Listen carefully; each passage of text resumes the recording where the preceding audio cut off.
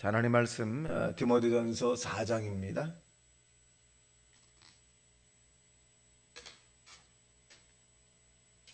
자, 우리 합독합니다. 4장 1절에서부터 시작. 그러나 성령이 밝히 말씀하시기를 후일에 어떤 사람들이 믿음에서 떠나 미혹하는 영과 귀신의 가르침을 따르리라 하셨으니 자기 양심의 화인을 맞아서 외식함으로 거짓말하는 자들이라. 혼인을 금하고 어떤 음식은 먹지 말라 할 터이나 음식은 하나님이 지으신 바니 믿는 자들과 진리를 아는 자들이 감사함으로 받을 것이니라. 하나님께서 지으신 모든 것이 선함에 감사함으로 받으면 버릴 것이 없나니 하나님의 말씀과 기도로 거룩하여짐이라. 내가 이것으로 형제를 깨우치면 그리스도의 예수의 좋은 일꾼이 되어 믿음의 말씀과 내가 따르는 좋은 교훈으로 양육을 받으리라. 망령되고 헛단한 신화를 버리고 경건에 이르도록 내 자신을 연단하라. 육체의 연단은 약간의 유익이 있으나 경건은 범사의 유익이 금생과 내세의 약속이 있느니라. 미쁘다 이 말이여 모든 사람들이 받을 만하도다. 이를 위하여 우리가 수고하고 힘쓰는 것은 우리 소망을 살아계신 하나님께 두미니 곧 모든 사람 특히 믿는 자들의 구주시라. 너는 이것들을 명하고 가르치라. 누구든지 내 연수함을 업신여기지 못하게 하고 오직 말과 행실과 사랑과 믿음과 정절에 있어 믿는 자에게 본이 되어 내가 이럴 때까지 읽는 것과 권하는 것과 가르치는 것에 전념하라. 내 속에 있는 은사고 장로의 회에서 안수받을 때에 예언을 통하여 받은 것을 가볍게 여기지 말며 이 모든 일에 전심전력하여 너의 성숙함을 모든 사람에게 나타나게 하라. 내가 내 자신과 가르침을 살펴 이 일을 계속하라.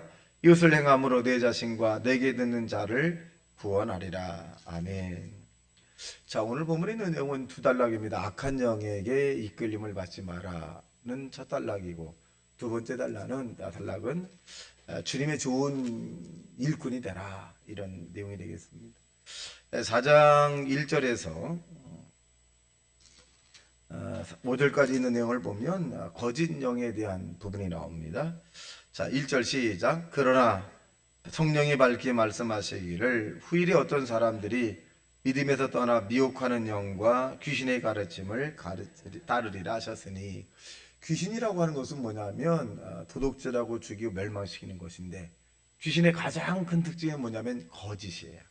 그래서 요한복음 8장 44절에 봐도 마귀의 앞잡이는 뭐냐, 이 귀신인데, 귀신은 뭐냐, 거짓말을 하는 자입니다. 그러니까 이 마귀는 거짓말을 자기 것처럼 해서 아주 능수능란하게 잘합니다. 그러니까 어떻게 보면, 자 볼까요? 44절 시작. 너희는 너희 아비 마귀에게서 났으니 너희 아비의 욕심을 또 너희도 행하고자 하느니라. 그는 처음부터 살인한 자요 진리가 어색이 있지 아니하므로 진리에 서지 못하고 거짓을 말할 때마다 제 것으로 말하나니 이는 그가 거짓말쟁이요 거짓의 아비가 되었습니다. 여기 보면 살인한 자라. 그러니까 처음부터 살인한 자는 뭐냐면 이 뱀이 하와를 유혹을 했죠. 동산 중앙에 실과 있는 선악을 알게 한 이 과일을 먹으면 눈이 밝아져서 하나님과 같이 될 것이다. 이 거짓말이거든요. 또 그러니까 이 아담과 하와를 영적으로 죽인 거잖아요. 그러니까 살인한 자죠. 영적으로 죽였어요. 그래서 아담과 하와가 에덴 동산에 쫓겨남을 당해서 이 아담과 하와가 얼마나 고통스러운 삶을 살았겠습니까? 에덴은 기쁨의 동산인데 가시, 원건기, 추위와 더위, 그다음에 이 노동력을 행해야 되고 또 이 남자는 땀이 흘려야 되고 여성은 해산하는 그런 고통들. 그러니까 에덴 동산에 있을 때는 여성이 해산하는 고통이 없는 거죠. 또 이마에 땀이 흘릴 필요도 없는 거죠. 왜? 하나님이 모든 걸 제공하거든요. 그래서 에덴은 기쁨이라. 근데 쫓겨났잖아요. 쫓겨난부터 하나님이 명하시기를 여성은 아이 낳는 해산의 고통이 말 것이고 남성은 이마에 땀이 흘려야 될 것이다. 이 수고를 해야 된다는 거예요. 그러니까 결국 아담과 하와를 유혹해서 영적인 살인자가 누구냐? 마귀죠. 이 마귀의 최상단에 있는 것은 루시퍼죠. 루시퍼는 누굽니까? 하나님 곁에서 찬양을 담당하던 아주 천사예요. 높은 뒤에 있는 천사입니다. 그러니까 이 천사가 루시퍼가 하나님과 또 동등함을 하다가 하나님에게 쫓겨남을 당해서 지금 공중권세 잡은 자들이거든요. 이 공중권세. 그래서 우리의 공중권세 잡은 자가 이 다니엘서에 기록하면 21일 동안에 다니엘이 기도할 때 하나님의 응답을 허락해서 내려오는데 공중권세 잡은 자들이 막아버린 거잖아요. 이런 똑같아요. 저와 여러분이 오늘 아니 1년 전에 2주 전에 하루 전에 열심히 기도한 것들이 하나님에게 이미 응답이 됐어요. 근데 그걸 내려오는데 물론 합당한 것이 응답이 됐겠죠. 여러분이 필요한 것을 하나님께서 응답할 텐데 근데 이 에베소에 보면 공중권세 잡은 자들이 있어요. 악한 영들이죠.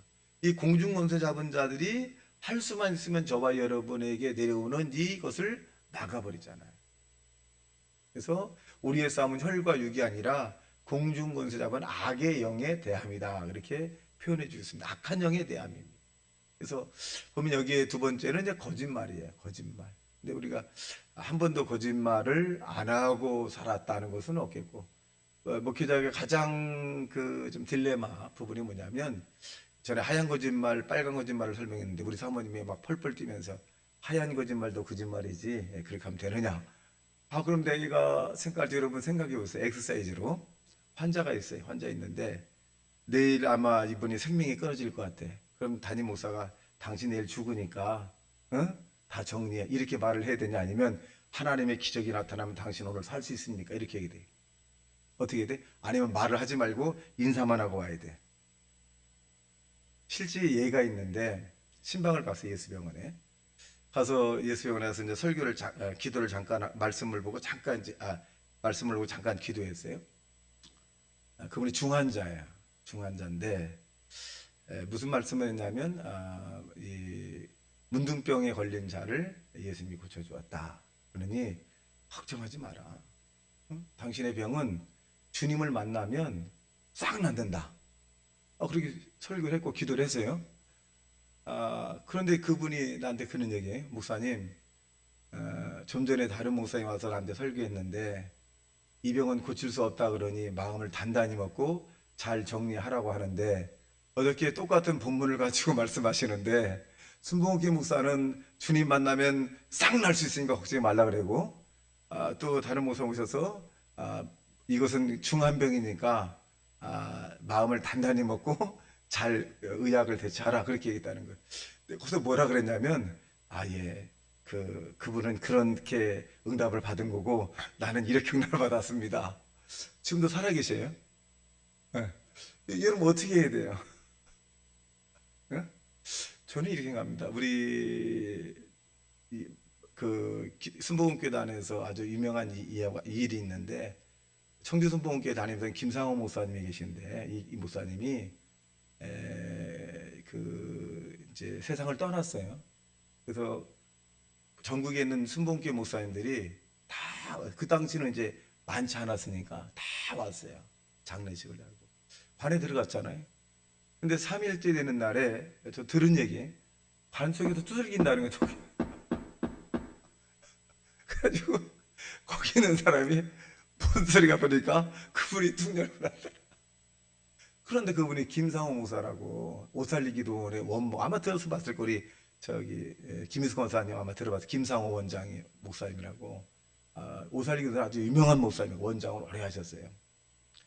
이 얘기를 듣고 난 다음에 난 어떤 생각을 하냐면 관 속에 들어간 사람도 하나님이 말씀하시면 살아나게 하는데 80 먹어서 세상을 오늘 내일 한다 할지라도 담임 목사는 주님 만나면 살 수 있다 이렇게 나는 얘기하고 싶어요. 그것이 믿음이 되고 싶어요. 설사 세상을 떠난다 할지라도 그건 하나님의 허락함이 되지 않은 거잖아요. 그래서 저는 갈 때마다 이번에 장보성 원사님한테도 벌떡 일어나서 예배 같이 드리자고 그렇게 얘기했어요. 근데 연락이 왔어요. 목사님 너무너무 좋아져서 이제 또 다시 이제 가신다고. 그럼 내가 그렇게 이제 그 자녀가 목사님 이제 얼마 목사님 같으니까 목사님 와서 기도해 주세요. 사실은 임종 기도회로 간 거거든 사실은.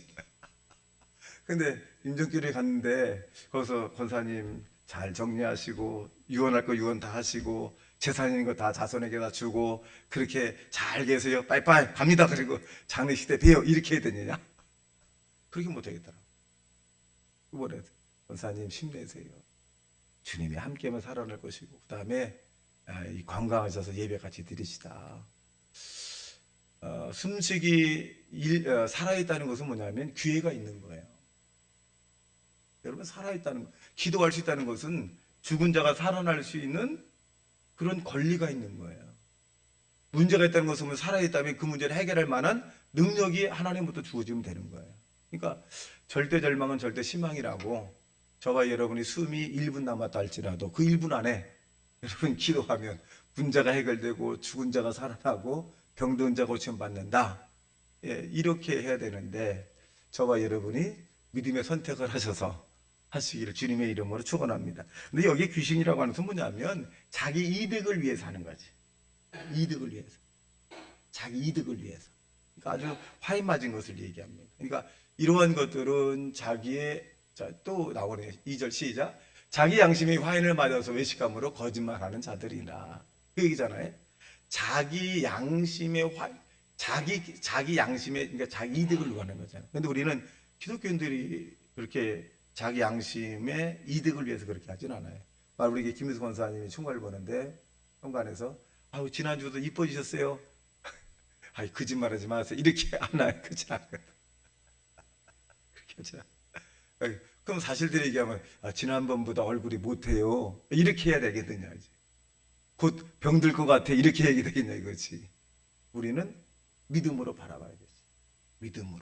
믿음으로 이 얘기를 해주고 또 그렇게 되기를 여러분 간구해야 되죠. 그래서 이러한 것은 담임 목사가 이런 식으로 추구한다. 그러니까 여러분들이 하나님께 기도해서 나는 목사님 이렇게 하고 싶으면 그렇게 하시면 됩니다.